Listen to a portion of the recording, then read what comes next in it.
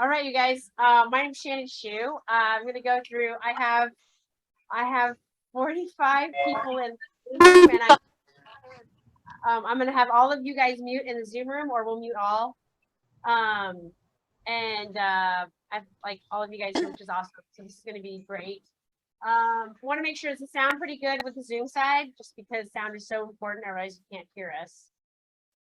Your mic's over here. By the way, it's this thing. Oh, this is the mic. So it's a good mic to capture the room as well. So Okay. How's the sound, Camille? All good on my end. Fantastic. All right, you guys. So today's topic is how to invest in real estate as a realtor. I think it's one of the things that many of you often do when you get into this business, and many of you, as you start to create momentum in the business, it's something you think like, okay, when should I start investing in real estate? I make some general assumptions as you start as a real estate agent. I assume you don't have a whole lot of capital to start. Because to become a real estate agent, become successful, you usually parlay a lot of that money back into the business. And if you did anything like I did when I first started, I had to invest back into the business in order for me to grow. So if you are thinking about investing in real estate from day one as a real estate agent, I think that's going to be tough unless you already have income from your previous jobs, your previous family, or you already have people involved where you have done real estate before that and you figured you transition into real estate. So there's some base assumptions I'm making. Base assumptions are, again, you are starting as a real estate agent with no previous capital. You have to parlay the capital you make as a real estate agent back into the business. So I make no assumptions about if you have a partner that's like a contractor, you have previously done real estate and you got into real estate because you started investing. That's a common story I hear.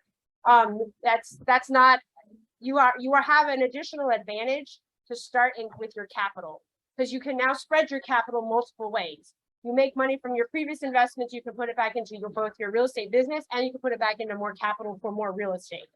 Okay, so with that said, you can ask questions at the end. So anybody in Zoom, if you guys have questions, certainly populate the chat with that, because Camille is my moderator.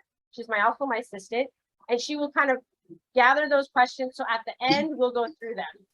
I wanted to show some examples of things that I've invested in, but I didn't have enough time to pull photos. So I'm going to tell you the examples that I have, but unfortunately, I don't have them to show you. Because we're very visual people as real estate agents. We want to see the before and after. We want to see like, oh, let me see something grubby you bought and made it nice. I don't flip a whole lot. So the other assumptions that I make right now is I buy and I hold, right? So a lot of things you're going to learn today is like what my philosophy on real estate investing. I'm sure you guys have like, oh, what about this? And what about this? We can talk about all of them, but these are my philosophies. They do not have to be your philosophies. Okay. Whoa, that's loud. All right, going on to the next one. Why you should invest in real estate. Okay, so you guys are all in this business, right? And so there's top 3 reasons that I have here. You are in this industry. You see property trends and costs, right? Because you see properties, trends, and costs, you have a distinct advantage in ensuring that you, oh, sorry, this is in the way. Yeah. You have the advantage of being able to see a lot of what happens in this business. But I put some numbers here because a lot of times, like when I first started in real estate, when I first started KW, that was 7 years ago. I was a brand new agent, had no experience as a real estate agent before. I had 1 investment property. Okay. That I didn't really know anything about real estate in the real estate business. I had never completed a transaction. I didn't know the process of escrow. I didn't know what happened when you fell out of escrow, right? I didn't know a lot of things. So because I didn't know a lot of things, I actually didn't see a whole lot of the whole process. I saw parts of the process because I had invested in real estate once before, right? Being very clear, I had done it once before, right? Does not make you an expert and does not make it easy for you to understand how to negotiate when things go wrong, right? So I put some things up here. When you do enough transactions, inspections, negotiations, and viewings, you know what to look for. And you might say to yourself, well, how much is enough? These are the numbers I came up with just kind of quickly back of the envelope. I think once I kind of hit about 50 or 60 closed transactions, I had seen a lot of homes, right? Because how many homes did I have to show to close a transaction? Does anyone want to guess how many homes I have to show to close a transaction on an average buyer?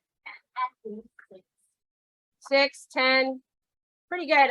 I think when you first start in this business, you work with people that have a lot of harebrained ideas. You go in a lot of directions. I've run around the city in many ways. I think it's closer to like 17 to 20. 17 to 20 to close a transaction. That was early on. Right now, I want to show less than 12, right? Because I have systems. I know if this buyer is like, are you realistic or are we just running around the city for funsies, right? So I think at 50 or 60 closed transactions, I had done over 100 inspections. At this current point, I have done over 100 of foundation inspections alone, right? I've probably done close to 200 termite inspections. And I think you need to see over 300 properties. You need to see everything in the gamut, from things that are completely dilapidated to things that are done to the, like they want 2 million more than the average price point in that neighborhood. Because now you're beginning to see sort of the spread of real estate. And that's just in sort of like the single family condo market. We're not even talking about other categories. So that was my kind of like my baseline that I will say to you, right? Also, at that point, you will have enough money with 50, 60 closed transactions. I believe you will start to have enough capital on your own to then take capital out of your business and start investing in real estate with it. Right? It's not set in stone. It's not set in stone. These are just my philosophies, right? So you can take it or leave it. You can also think that I'm crazy. The passive income for retirement is my third reason that I'm impressed upon, second reason, excuse me, to press upon you. I think everybody understands passive income. I think everybody understands like that's where we want to get to, because as real estate agents, this is one for one, right? You close a deal, you have money now. I don't know how many of you take that money and immediately put a certain percentage that into your investments, like Roths, IRAs, mutual funds. I'm not a big fan of crypto, but like somewhere else besides your savings account and somewhere else besides your car payment and your mortgage, right? So you've got to put it somewhere to invest. Most of the time, my observation with many agents is you are very hand to mouth at the beginning of this business. Like I was. I made money, I put money back in, I could pay my bills. I didn't have a lot of extra. So make decisions early on when you can to increase your income so that you can save. Plus, anything you have sitting in your savings account is not making a whole lot of money as you begin to build wealth. So one of the important things that I've been taught early on was when I knew I wanted to invest in real estate is to find your freedom number. Your freedom number is the number in which you can make on passive income alone. You do not have to work anymore. I am obsessed with the FIRE movement. The FIRE movement is financially independent, retire early. I plan to retire at 50, right? But between 50 and 62 and a half, I cannot touch retirement funds. All retirement funds are like, I'm locked out. So for 12 and a half years, I have to live on something, right? And I could certainly live on maybe being a real estate agent. But as you hear from some real estate agents, as they kind of ladder up into more and more transaction and they want to get away from real estate, they want to do other things, especially when they're making good money. And a lot of times that is because they want diversification in what they do. So the freedom number for me is, right, in this example, is 250,000 annually passive. So I don't have to lift a finger. That is coming in, that is net to me. That is not gross, because gross would mean I'm really only probably making like close to 100, 120K a month here. That means it breaks down to $28,833 monthly and $20,833 monthly if I make $400 passive, net per unit. How many units do I have to have? I have to divide that by $400 passive income. I need 52 units. I need 52 doors to make my passive income number, right? Your number may be different. Maybe you're happy with 125K. That's half these numbers, right? That's only 26 units. But a lot of times I hear people like, oh, I want to buy an Airbnb now, or like, I'm gonna buy something in Big Bear and I'm gonna like use it for myself. And also, I don't know if you can as quickly get there because you also need to have volume. You can't just have 1 or 2 Airbnbs because I think you're only passively making $4,000 to $5,000 monthly if it's a really good one, right? That's net to you. You've got to pay everybody else, net to you. Okay, so the third top reason to invest in real estate, it's a hard asset. It's diversified throughout your overall wealth. Many of you are familiar with stocks, mutual funds, cryptocurrency, and then a little bit of private equity. Private equity would be different types of partnerships in real estate. The most common one is syndication. Syndication is one of the most common dollar figures for syndication is $50K to start, right? You can ladder up from there, $250,000, $500,000 per syndication, but starting is usually about $50K per syndication. And some of you, because you're in this business, you've already met people that are syndicating, and you can decide if that's like something you want to do. But all of these are considered like, these are lower dollar figure investments, right? A stock, you can buy one stock, right? It's a very low dollar figure. Crypto, you could buy one little Ethereum coin, right? Whereas and mutual funds, you can kind of start at these lower dollar figures, maybe a few $1,000s for to start a mutual fund. Real estate is much bigger. It's hard to get started with a few $1,000s, right? If anyone's a bigger pockets fan, which I've lived on for many years, you hear this no or low money down. I think if you invest in real estate in Los Angeles, it's a bit tough to do that. It just really isn't a way to do this no money down because we are in a wealthy city. People have money. Why would they want to sell it to you when they could sell it to someone who's got a down payment, right? You have to always think in this market, there's probably someone with a down payment that they can make a better deal with because they don't want to be chained to you with a low down payment or no down payment. And you're doing some creative financing, they are chained to you and your success. A lot of people here don't want that. All right. Okay, how to find a deal. So I'm going to go over this with you guys as real estate agents because I hear this a lot, like, help me find a deal, right?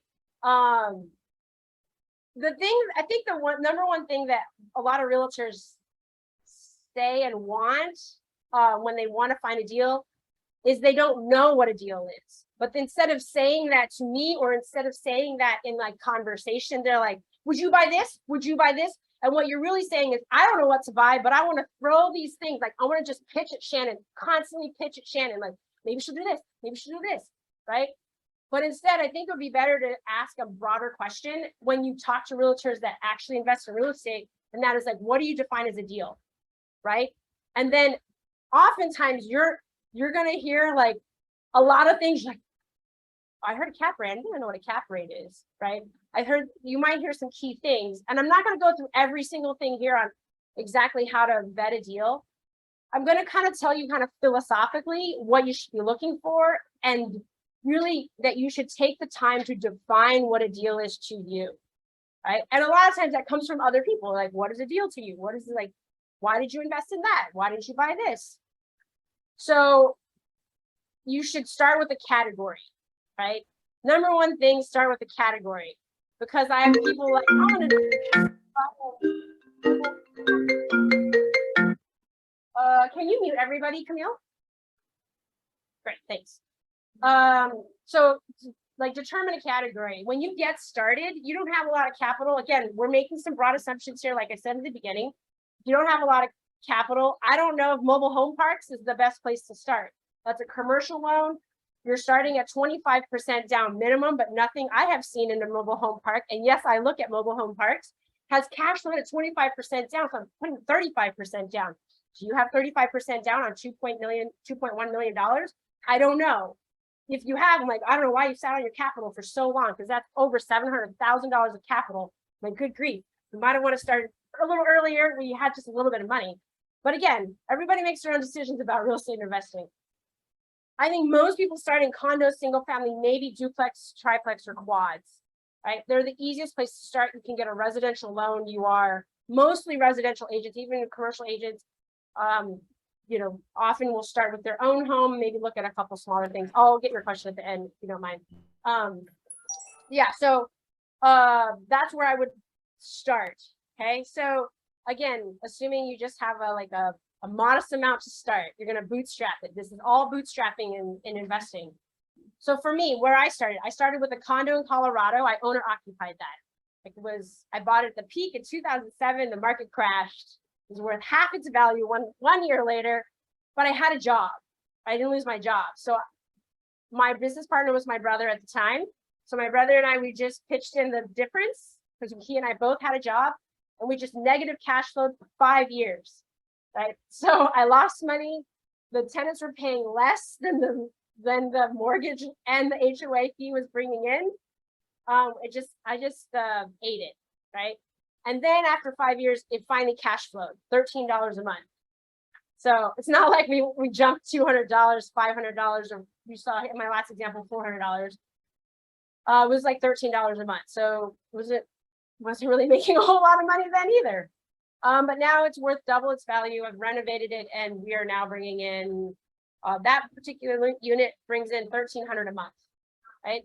Yeah. You live there, or I lived in it, owner occupied. Yeah, I lived in it for 2 years. I was pursuing a business opportunity that didn't work out there. Then I went to a single family residency in Los Angeles. I owner occupied that. So the reason I tell you these are owner occupied is because you're watching me ladder up like with not a lot of money. And each time I used an owner occupied loan because I'm like, I'm going to live in it. I'm going to live in it. So I get a lower rate. I can put less down, right? There comes a point, and you're about to see where that happens. Then I bought a fourplex here, right? A fourplex in Los Angeles. Started making more money as a real estate agent. I also owner occupied that. So I got a low down payment. I did 5% down. This program is not available any longer. I purchased it in 2018. And I put myself in it. So I bought something that had, it did actually just barely cash flowed at 5% down, which is nearly impossible. I cannot find this deal today, right? So I meet people all the time. They come to me like, oh, I found this fourplex and I just cash flowed a little bit when I first bought it. I think I cash flowed about $150 for all 4 units. It's not just per unit. But I renovated 3 out of 4 units, increased the rents, and then I was cash flowing, but I had to put capital in. Long story short, though, I meet people that get tied to a deal they found 4 years ago, and I'm like, I can't find that deal for you today. I can't find my deal from 4 years ago today. So buy in the market you're in. You cannot buy in the market that you experienced in the past, because that's the past. And I do meet many people that feel like if they can't duplicate what they already did, they won't buy. Then you won't buy, right? It's just not going to happen. There isn't enough expertise. I know if that deal exists because I would have bought it myself. Okay, so what you need to do when you find a deal is you need to create a stress test. And you need to stress test over 100 properties, right? To create a stress test, you need to think about where you're going to invest, what you'll buy, how much you can afford. Partnerships are going solo. What is the return on investment you want based on the area of the market and the amount of money you have? Those to me are like key things. So here's one of my base philosophies. One of them is I want the lowest down payment possible. I don't care if it cash flows. If I put very little down, I'm almost positive it won't cash flow. And so when I meet people, they're like, I want 3.5% down FHA and I want it to cash flow $2,000 a month. I'm like, not possible. But I think you can find a deal like that in Cincinnati. You know, I actually, the deal exists. It does not exist here, right? So, but on Bigger Pockets Day, I'm like, yeah, but where did they buy it? Oh, Idaho. That explains a lot. I will add value. So I want to put as little down as possible and then use the capital. So I don't save 5%. I want to save 20, right? And then when I save that extra 15%, that's all capital investment to make increase the property values by enhancing something about it, whether it's like doing the kitchens and the bathrooms, turning over the tenants, asking the tenants to leave, paying them cash for keys so I can increase the rents, whatever that is. I mentally always try to keep it at 20% anytime I'm ready to turn around and buy something else. I meet agents that are like, save 5% and they just need to squeeze a deal real hard to make a deal work. I don't know that you can always do that with only 5% down, because I did it once. I don't know that I can repeat the process every time. And then I don't mind if I have to wait until year 3 to cash flow. I'm okay with that. And that's because I work as a real estate agent. I make up the difference in my work and maybe shoring up the difference. But almost every property, even though I put a 3-year projection on my analytics, it's usually cash flowing within 12 months.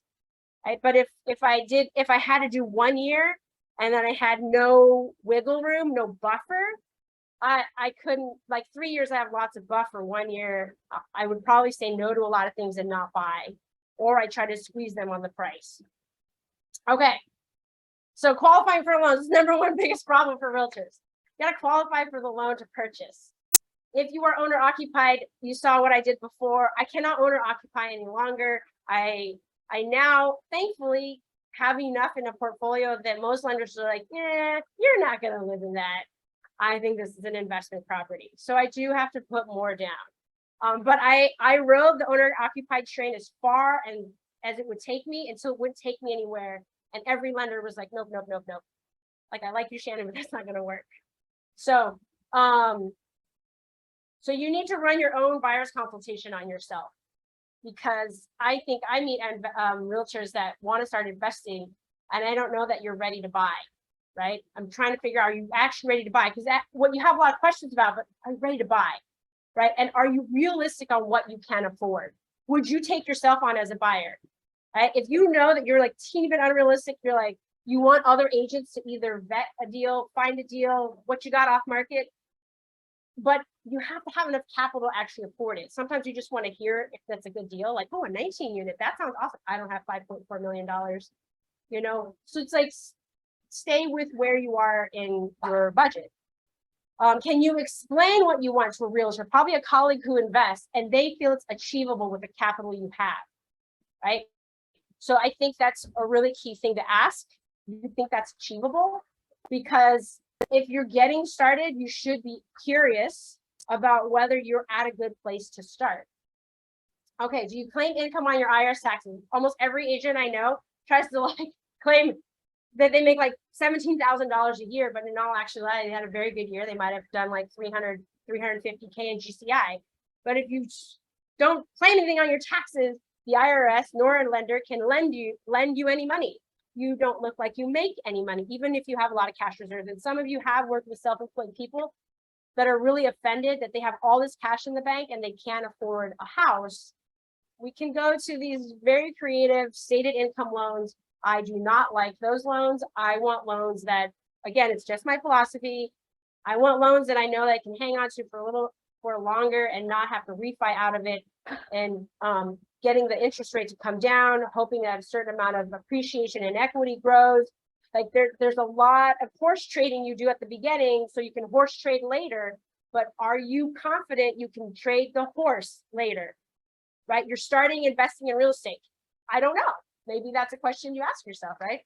So again, just keeping like it realistic. Ideally, you should have about 20% down on a property. So let's just say about 200K saved for here. Claim at least 200K in income on your taxes. Yeah, you're gonna have to pay taxes on all of that. And then you can afford probably about $1 million property to start. Again, it's just a starter amount of money. Usually agents making above 300K in GCI is the minimum I feel like you need to make in order to start investing in Los Angeles. But then I put here, you know, if you want to go out of state, you could probably do half that. You can probably do half that. And I think you could do okay in any of the mid-sized markets across the United States. You won't be buying in Austin. You're not going to be buying in Portland. You're going to be buying in mid-sized places like St. Louis, Cincinnati, these mid-sized markets that are still very large, have a great deal of cash flow in all the deals. Last thing is you want to choose a lender that has experience investing in real estate and can work with self-employed realtors, right? And my challenge has been in the past is I want to work with the lenders that I work with a lot on the residential side, but a lot of them have slower processes for self-employed people, and also they have less options. So I have now found a few people that like your taxes get more complicated the more you own, the more businesses you run. it's not as easy to send it through a W-2 underwriter. A W-2 underwriter's like, it's really easy to do those taxes. I have complicated taxes. So I want lenders that can move quickly, because sometimes I see a deal on Thursday and I want that loan letter on Saturday so I can make the offer on Sunday, so I can start negotiating on Monday, right? And I don't always have a lender ready, like I don't have a loan letter right now ready, but I have the file ready to give them. So the file is ready to start ripping apart. All right, so that was everything. I kind of went quickly. I wanted to leave enough time Q&A at the end. But just to let you know, I'm having book club. We're doing, this is both Zoom and here, Thursday, the 18th at noon. I think if some of you signed in for the Zoom meeting, we'll give you an invite to that. Some of you in the room, I'll just maybe have you write down your email address, your name on the board at the end. So now it's time for Q&A.